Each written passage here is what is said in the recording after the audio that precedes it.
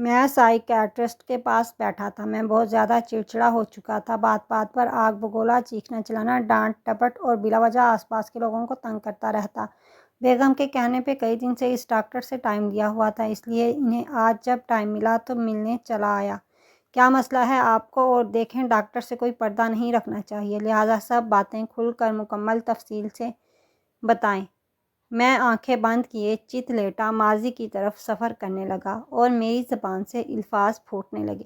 سب کچھ ٹھیک تھا، زندگی حسین تھی، بیوی، بچے اور اماں سب ہی خوشگوار زندگی گزار رہے تھے۔ میں اپنے آفس میں مصروف رہتا اور عائشہ میری بیوی یونیورسٹی میں لیکچرار تھی۔ بچے اسکول کالج سے آ کر اکیڈمی چلے جاتے اور پیچھے گھر میں صرف اماں اور نوکرانی ہوتی تھی۔ نوکرانی کے ہاتھ میں مکمل ہولڈ تھا، مطلب کھانا پینا، گھر کے دوسرے کاموں کے علاوہ اماں کی دیکھ بھال بھی اسی کی ذمہ داری تھی۔ پھر اچانک ایک دن اماں کو ہارٹ اٹیک ہو گیا۔ بچت ہو گئی، پر اماں اب کافی بیمار رہنے لگی تھیں۔ اکثر ایسا ہوتا کہ اماں کی رات کو طبیعت خراب ہو جاتی اور ہم انہیں لے کر ہاسپٹل چلے جاتے، جہاں 4-5 گھنٹے کی ٹریٹمنٹ کے بعد انہیں فارغ کر دیا جاتا۔ جب یہ اکثر ہونے لگا تو میری اور عائشہ کی ورک روٹین خراب ہونے لگی۔ راتوں کو دیر سے جاگنے کی وجہ سے ہم دونوں متاثر ہو رہے تھے۔ انہی دنوں ایک دن عائشہ نے مجھے کہا، سنیے، اماں کی وجہ سے ہم دونوں کو خاصی ڈسٹربنس ہو رہی ہے، کیوں نہ ہم انہیں اولڈ ایج ہوم چھوڑ آئیں۔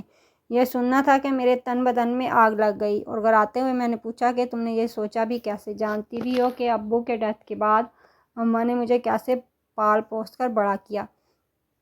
عائشہ نے جواب دیا کہ آپ بھی نہ جذباتی ہو جاتے ہیں، بات مکمل سنتے ہی نہیں۔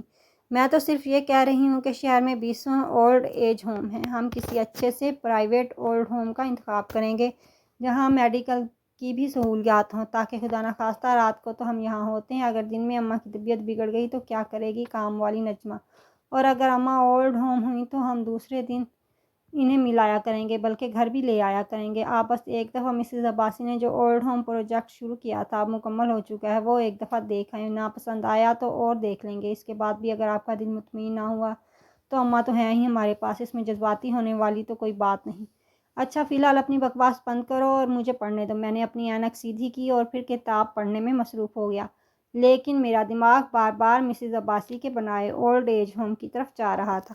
اگلے دن اتوار تھا اور میں صبح گاڑی لے کر شہر کے اس پوش علاقے کی طرف بڑھ گیا جہاں وہ اولڈ ایج ہوم تھا۔ گاڑی پارک کر کے میں اس شاندار اور پرشکوہ بنگلے کی طرز پہ بنی اس عمارت میں داخل ہو گیا، جہاں میرا استقبال پودوں کو پانی دیتی خود مسز عباسی نے کیا۔ اس دن میں نے وہ ساری عمارت گھوم پھر کر دیکھی جہاں میرے ذہن کے مطابق واقعی بوڑھے لوگوں کے لیے ایک جنت تعمیر کی گئی تھی۔ صاف ستھرا بڑا سا سرسبز لان، پرشکوہ ڈسپنسری جہاں ہر وقت ایک ڈاکٹر تعینات رہتا تھا، اور اولڈ ایج ہوم کی اپنی 2 ایمبولینسز کے علاوہ وہاں زندگی کی ہر سہولت فراہم کی گئی تھی۔ غرض زندگی کی ہر بہترین ضرورت سے مزین تھا وہ اولڈ ایج ہوم۔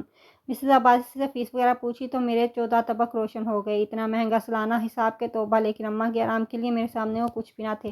اب صرف اماں سے پوچھنا باقی رہ گیا تھا۔ رات کو اماں کے کمرے میں داخل ہوا تو دیکھا کہ وہ بیٹھی بڑے بڑے لفظوں والا قرآن پڑھ رہی تھیں۔ میں کمرے میں داخل ہوا تو انہوں نے سر اٹھا کر اوپر دیکھ کر مسکرائیں۔ میں چپ چاپ پہلو میں آ کر بیٹھ گیا۔ اماں کا حال احوال پوچھا اور پھر چپ، سمجھ ہی نہیں آ رہی تھی کہ بات کو کیسے شروع کروں، پر یہ مشکل اماں نے خود ہی آسان کر دی۔ کیا ہوا بیٹا، پریشان لگ رہے ہو؟ سب خیریت تو ہے؟ جی بس آپ کی وجہ سے ہی پریشانی تھی۔ کیسی طبیعت ہے اب؟ میں ٹھیک ٹھاک تو ہوں، مجھے کیا ہونا، بس یہ کم وقت تمہارا بلڈ پریشر اوپر نیچے ہوتا رہتا ہے، اماں نے جواب دیا۔ اماں، ایک مشورہ کرنا تھا آپ سے۔ بولو بیٹا۔ اماں، میں ایک جگہ دیکھ کر آیا ہوں، میں نے ہکلاتے ہوئے بولنا شروع کیا۔ وہ آپ کی رہائش کے لیے بہت مناسب ہے۔ وہاں مجھے یہ پریشانی نہیں ہوگی کہ آپ گھر میں اکیلی ہیں یا آپ کی طبیعت تو ٹھیک ٹھاک ہے۔ وہاں ڈاکٹر 24 گھنٹے موجود رہتا ہے، ماحول بھی صاف ستھرا ہے۔ اماں کے چہرے پہ رقصاں مسکراہٹ تھم گئی تھی، ایک دفعہ ماتھے پہ بل پڑے اور پھر مسکرا دیں۔ بیٹا، اولڈ ہوم ایج کی بات کر رہے ہو؟ مجھے بھی کافی دن سے محسوس ہو رہا تھا کہ تم لوگوں کو کافی ڈسٹرب کر رہی ہوں۔ ٹھیک ہے، کوئی مسئلہ نہیں، جیسے میرا لال خوش ویسے میں خوش۔ اماں نے مسکراتے ہوئے میرا ماتھا چوما اور میں کمرے سے باہر نکل آیا۔ میرا ضمیر اس بے غیرتی پہ آمادہ نہیں تھا، مگر میرے حالات کچھ اور کہتے تھے، یا شاید میں حالات کا صحیح مقابلہ نہ کر سکا اور اماں کو میں اولڈ ایج ہوم چھوڑ آیا۔ شروع میں 2-3 دن بعد میں چکر لگا لیتا تھا، کبھی کبھی اماں کو گھر بھی لے آتا تھا اور اگلے دن پھر چھوڑ آتا۔ پھر میرے چکر کم ہوتے گئے، بس اتوار کی اتوار جانے لگا، اور پھر کچھ عرصہ پہلے تو حد ہو گئی تھی۔ کاروبار کے چند مسائل کی وجہ سے میں قریباً 1 مہینہ نہ جا سکا۔ اسی دوران وہ مخنوس دن آ گیا۔ اتوار کا دن تھا، مجھے آج ایک آدمی کے ساتھ ضروری کاروباری ملاقات کرنی تھی۔ ناشتہ کیا اور گاڑی میں آ بیٹھا۔ ابھی سیلف لگایا ہی تھا کہ 18 سالہ ایان، میرا بڑا بیٹا بھی دروازہ کھول کر ساتھ بیٹھ گیا۔ ڈیڈ، آپ کو پتہ ہے میں گاڑی چلانا مکمل سیکھ گیا ہوں، ایان نے بیٹھتے ہی کہا۔ اچھا، واہ شاباش، میرا بیٹا بڑا ہو گیا۔ ڈیڈ، آپ ہمیشہ ہمیں اسکول چھوڑ کر آتے ہیں، آج میں آپ کو چھوڑ کر آؤں گا۔ میں نے ہنستے ہوئے ایان سے پوچھا، اچھا، کہاں چھوڑنے کا ارادہ ہے اپنے پاپا کو؟ اولڈ ایج ہوم، اس نے کہا، اور مجھے میری سیٹ سے ہٹا کر خود ڈرائیونگ سیٹ پر بیٹھ گیا، اور میں ساکت ہو گیا۔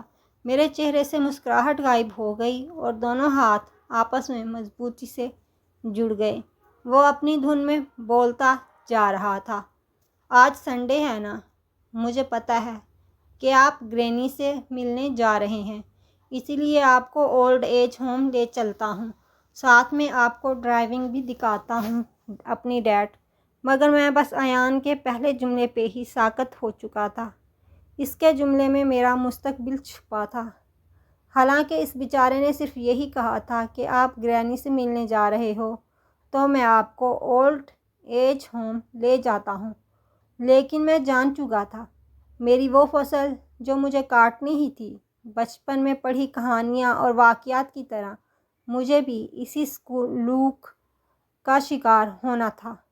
میری آنکھوں سے آنسو ابل ابل کر آ رہے تھے، اور میں اپنی ماں سے اپنے اس گھٹیا سلوک سے سخت شرمندہ تھا۔ ایان کو بلا وجہ ڈانٹ کر میں نے گاڑی سے نکالا اور تیزی سے گاڑی چلاتا ہوا اماں کو لینے اولڈ ایج ہوم جانے لگا۔ اولڈ ایج ہوم پہنچا تو دوسری بجلی گری کہ کچھ دیر قبل ہی اماں کو تیسرا ہارٹ اٹیک ہوا جو جان لیوا ثابت ہوا۔ وہ فوت ہو چکی تھیں اور میری معافی و توبہ کے سارے دروازے بند ہو گئے تھے۔ ڈاکٹر صاحب، تب سے میں انتہائی چڑچڑا ہو چکا ہوں، کاروبار میں دل نہیں لگتا، بلا وجہ بچوں اور ملازموں کو ڈانٹتا رہتا ہوں، اکثر چھٹی والے دن سارا دن قبرستان میں اماں کے سرہانے بیٹھ کر ان سے معافی مانگتا رہتا ہوں۔ نہ گھر میں دلچسپی رہی نہ کاروبار میں۔ اب بتائیں، کیا اس بے سکونی، بے آرامی اور اس ضمیر کا کوئی علاج ہے جو جاگا بھی تو بے فیض اور ندارت؟ کافی دیر تک میں چپ رہا، لیکن ڈاکٹر کی آواز نہ آئی۔ آنکھیں کھولیں، اٹھ کر ڈاکٹر کو دیکھا تو وہ سر نیچے کیے بیٹھا رو رہا تھا۔ ڈاکٹر صاحب، میں دوبارہ بولا تو اس نے سر اٹھایا اور آنکھیں صاف کر کے بولا، اس کے علاوہ اس بے سکونی کا کوئی علاج نہیں کہ اللہ سے توبہ استغفار کرتے رہا کریں، نیک کام کریں، ان کے نام پر کوئی صدقہ دیا کریں یا کاروبار کریں جس سے غریبوں کا بھلا ہو، تاکہ وہ آپ کے ماں باپ کے کام آئیں اور شاید ہی آپ کو سکون مل جائے۔ یہ کہتے ہوئے اس کی خود کی ہچکیاں بند گئیں اور گولو گیر آواز میں پھر بولا، میں نے ایک ضروری کام سے جانا ہے، آپ چلے جائیں، آپ کا حل میں بتا چکا ہوں اور آپ سے میں نے فیس بھی نہیں لینی، اپنے پیسے لیتے ہوئے جائیے گا کاؤنٹر سے۔ یہ کہتے ہوئے میں نے اپنا موبائل اٹھایا اور ملازم کو بلا کر کلینک بند کرنے کا کہنے لگا۔